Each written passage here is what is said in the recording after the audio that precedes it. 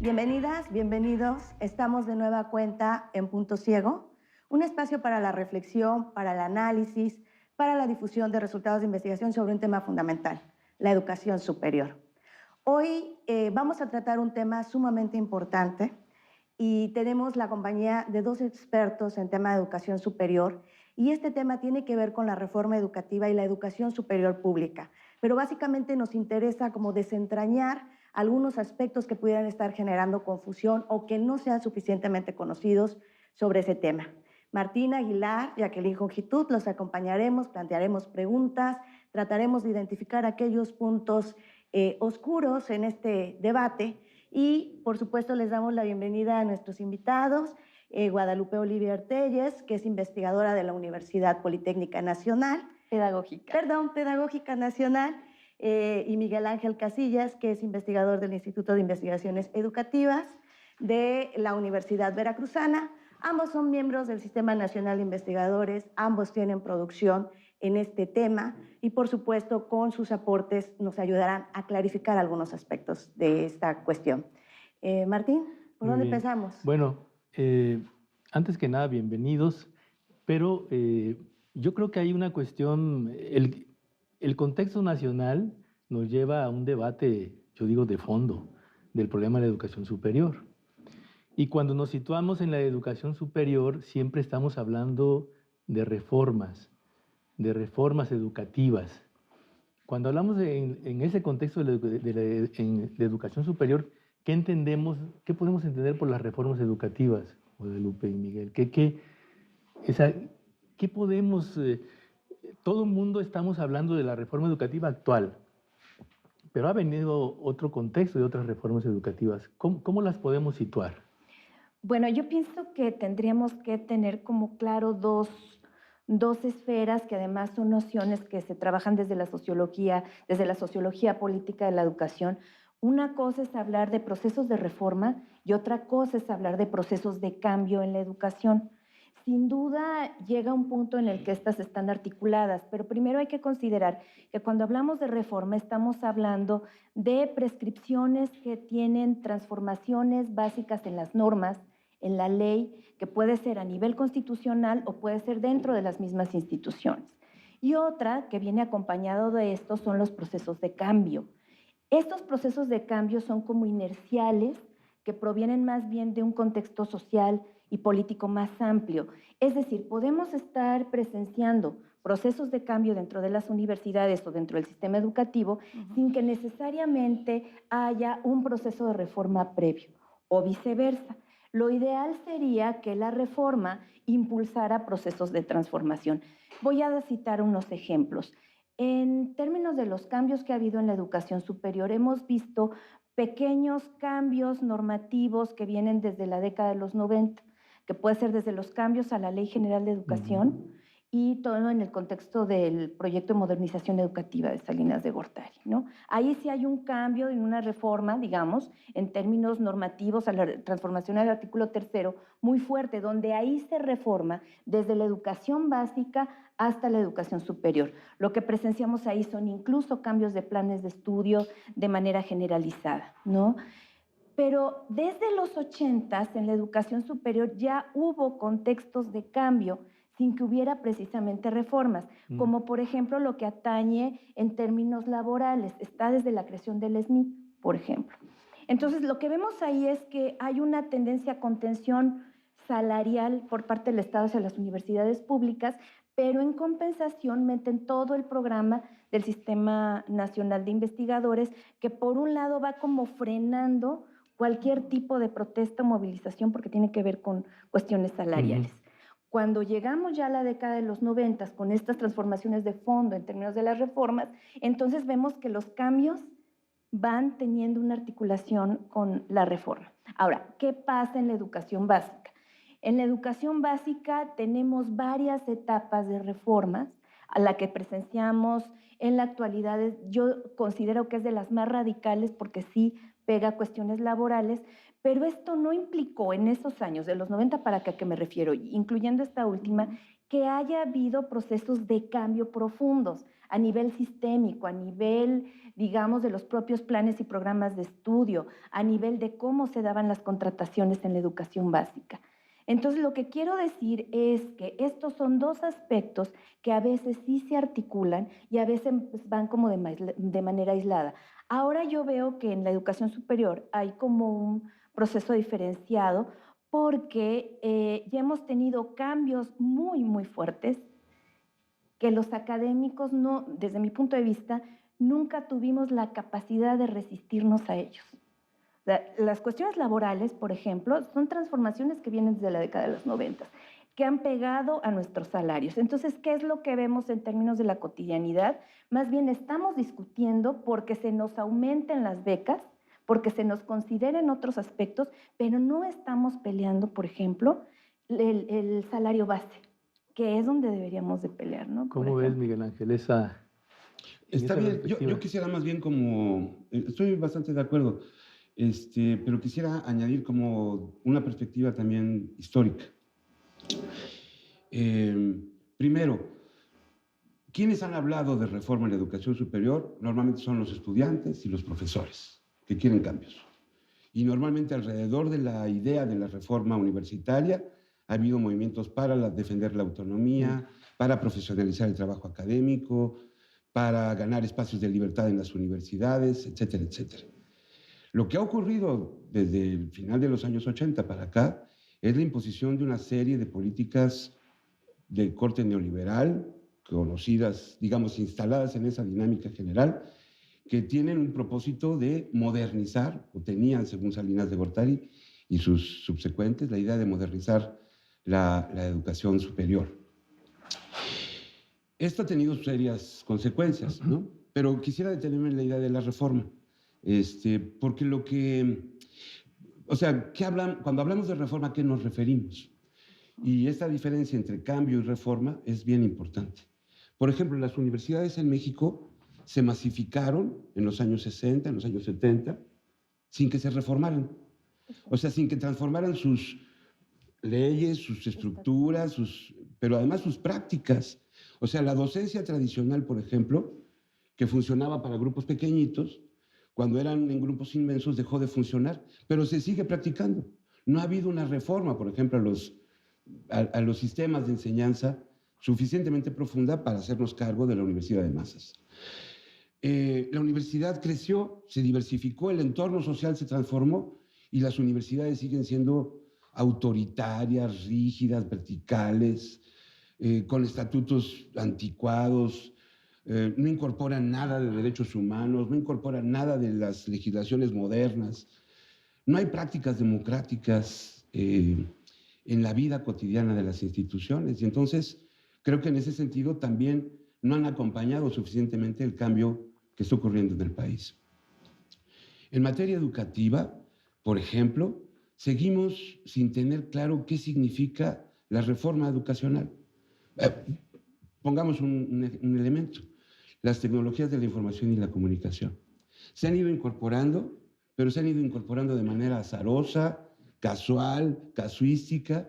No hay una sola política institucional a nivel de las instituciones de educación superior, por ejemplo, que haga un proyecto, un plan de cómo ir incorporando las tecnologías, y si hay que incorporarlas o no, al currículum, a las prácticas cotidianas. Se deja eso a la libertad de los profesores, pero no hay políticas institucionales de reforma. Lo mismo la idea de las contrataciones. O sea, ¿qué tipo de profesorado es el que necesita hoy la universidad? ¿Es el mismo tipo de profesorado que se requería hace 40 años, hace 50 años? Pues yo creo que no. Y no se han reformado ni los estatutos, ni los escalafones, ni los tabuladores, ni las prácticas cotidianas. Y tenemos entonces que pues hay un grupo, ¿no?, de profesores pues que somos privilegiados porque tenemos buenos contratos, sueldos, a veces nos pagan la productividad, tenemos el Sistema Nacional de Investigadores y vivimos muy bien.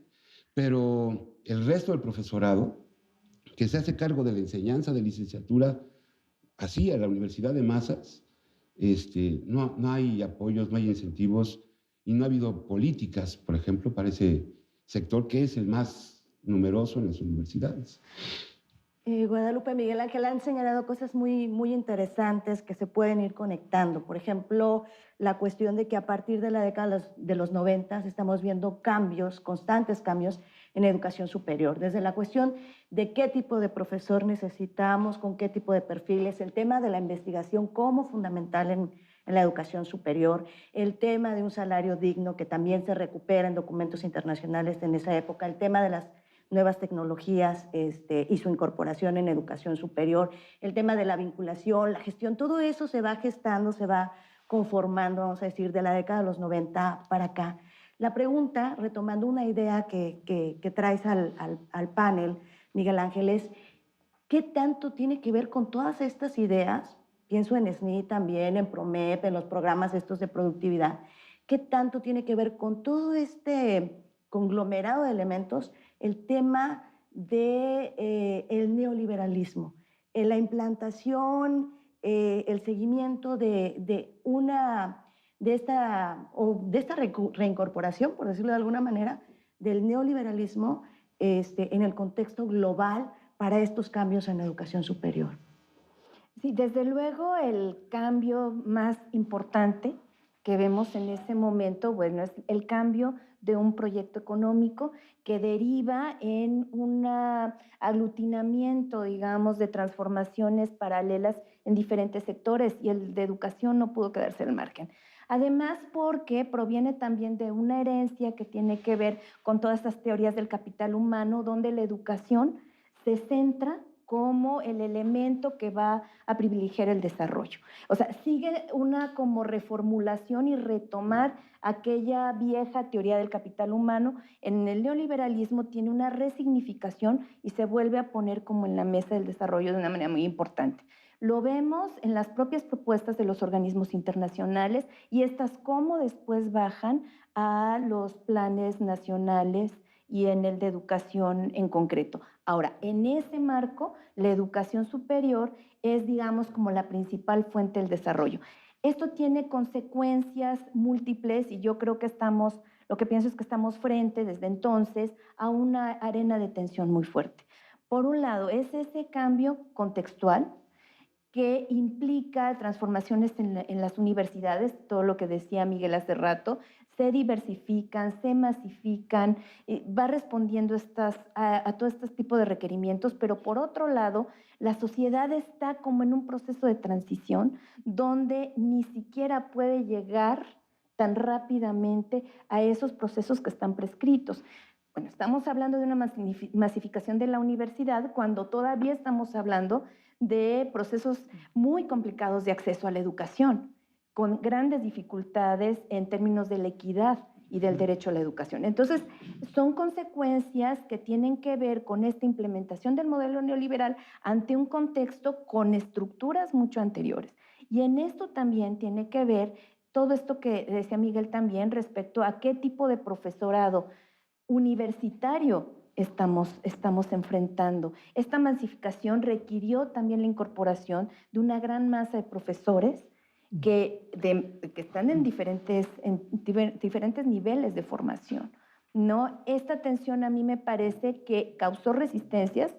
Yo ahí más bien diría que la resistencia más débil ha sido hasta la fecha del grueso de los académicos.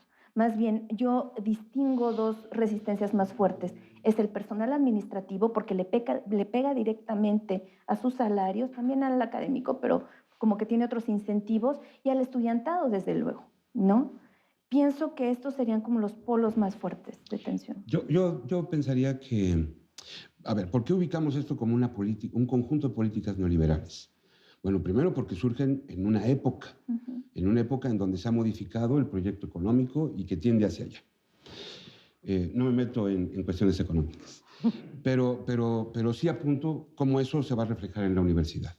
Primero, hay una idea de desmontar la figura de la universidad pública con una crítica terrible que se hace en la campaña electoral de Salinas de Gortari. Se le acusa de que es una universidad gigantesca, que es ineficaz, que es ineficiente, que no forma suficientemente politizada, en fin, se desmonta mucho esa idea y entonces sobre esa idea de haber desmontado el valor social de las universidades públicas, se instalan las políticas neoliberales. ¿Cuáles son? La evaluación, la certificación, la acreditación, como criterios para entregar el subsidio. Segundo, la reducción del subsidio ordinario o la contención del subsidio ordinario, se mantiene con las tasas de inflación apenitas, y la expansión o la creación de un enorme subsidio extraordinario que está condicionado a que las universidades hagan tal o cual cosa relativa a las políticas oficiales. O sea, dice Adriana Costa que hay un neointervencionismo en la educación superior porque nos condicionan a hacer un montón de cuestiones en función de la entrega de recursos extraordinarios. Esto vulnera, por supuesto, las autonomías institucionales y vulnera el trabajo académico. Tercero, hay una idea de contener la matrícula para las públicas y entonces abrir nuevas opciones, que normalmente son opciones de mucha menor calidad, no son opciones educativas suficientemente, que formen suficientemente a los estudiantes en una perspectiva más humanista, más general. No, son más bien opciones técnicas, tecnológicas, que son las universidades que se han ido creando. En este contexto, el conocimiento cobra otro valor. En este contexto económico social, sí, el conocimiento cobra otro valor. Y entonces las instituciones educativas de educación superior, ¿no?, las universidades, se vuelven espacios estratégicos también para el desarrollo y para la instalación, digamos, de México en esta sociedad del conocimiento. Pero México, pues, es un país que no tiene una burguesía nacional emprendedora, que no se invierte en tecnología, que no hay desarrollo tecnológico fuerte en la industria, ¿no? Y entonces, además tenemos una clase política timorata, con una visión cortitita. Somos, a nivel latinoamericano, por ejemplo, a nivel mundial, hoy México destaca por ser uno de los países que menos crece en la educación superior. Todos los países del mundo, todos, hasta los africanos, están invirtiendo en sus sistemas de educación superior como un recurso estratégico para su propio desarrollo. Miguel Ángel, pero ahí, perdón un poquito por la interrupción. Esta dinámica, en este contexto que están mencionando, cuando hablamos de esta dinámica siempre vamos hacia este proceso de la gravedad de la privatización de la universidad pública, ¿no? Pero lo que tú estás mencionando, por ejemplo, yo lo veo en otras dinámicas, por decir algo, en Petróleos Mexicanos. Sí. Dejó de invertir en el Instituto Mexicano del Petróleo, que hacía una investigación interesante. Entonces, la visión general es no solamente un problema probablemente del impacto neoliberal y la privatización, sino también podemos añadir una visión totalmente desafortunada, ni siquiera para competir dentro de una visión capitalista claro, a nivel mundial. Los ¿no? países, los líderes de los países más avanzados, que no dejan de ser países capitalistas, bueno, Obama, que acaba de decir, todos van a tener educación superior en este país, todos, hasta los migrantes, órale, porque esa es la fuerza del desarrollo. O sea, los países van a competir por la fuerza de conocimiento que tengan. Y los países desarrollados están instalados en eso. Todos tienen tasas de escolaridad superiores al 70, al 80%. Argentina las tiene. México no llega ni al 30%. O sea, en México no llegamos ni a una tasa de cobertura básica como para estar en condiciones de competir. Esto es una pena, porque esto compromete al desarrollo de la nación hacia su futuro. Pero además hay una falta de perspectiva, porque tampoco estamos haciendo que favoreciendo que nuestros egresados estén en la punta del conocimiento. O sea, tampoco estamos logrando formaciones educativas suficientemente consistentes, fuertes, como para sacar este país adelante. Miguel, tenemos, un circuito de educación precaria a nivel de la educación superior, constituido por las politécnicas, las tecnológicas, las interculturales, que ofrecen educación superior, pero que no cumple con criterios de calidad básicos. Tenemos casi 3,000 universidades en México. De esas, 2.800 son privadas. Y de esas, quizá 2.000 no sirven para nada. Esto es, son instituciones de mala calidad, que ofrecen servicios muy escasos, que no forman suficientemente a los alumnos y cuyos egresados no gozan de los conocimientos, habilidades, competencias suficientes para participar del mercado con una posición activa. Entonces también tenemos una educación de baja calidad. O sea, no solo es reducida, sino que además no es suficientemente buena.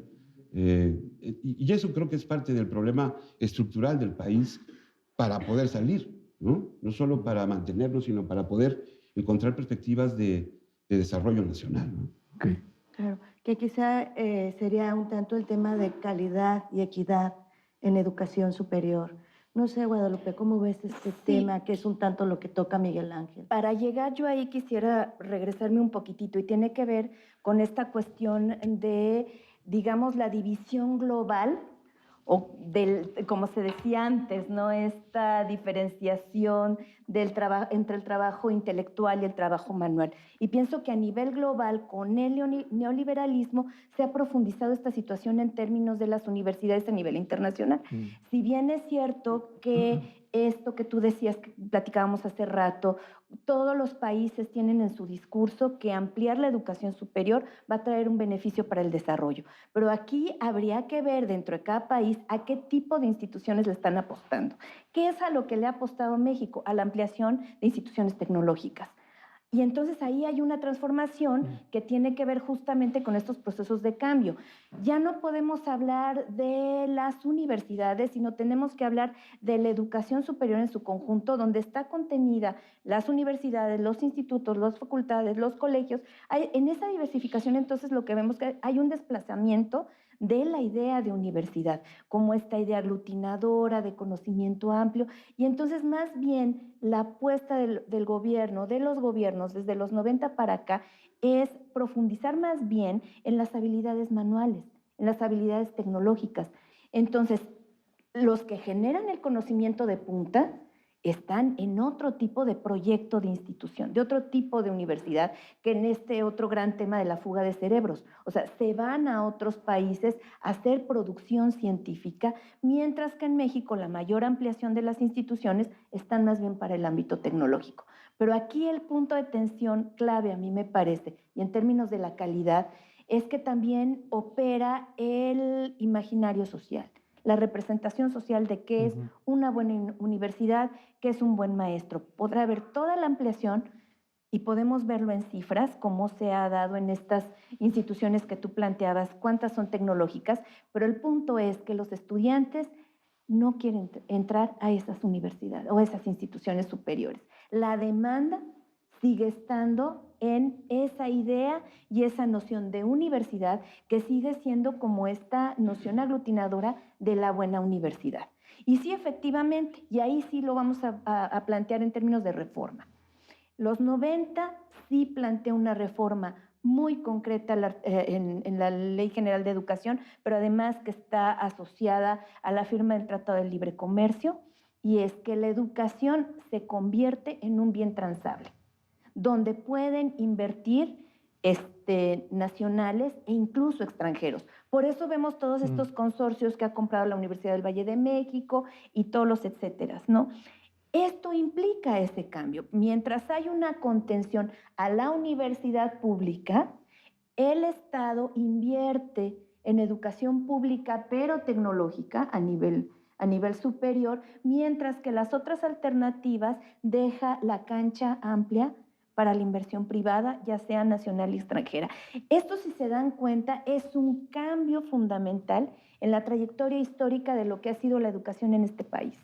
Eso es muy importante, porque el eje de las políticas neoliberales ha sido la contención de las universidades públicas, su sobreevaluación. Miguel Ángel, tenemos que ir a un corte, pero seguimos en la idea que tenemos y la recuperamos. La recuperamos.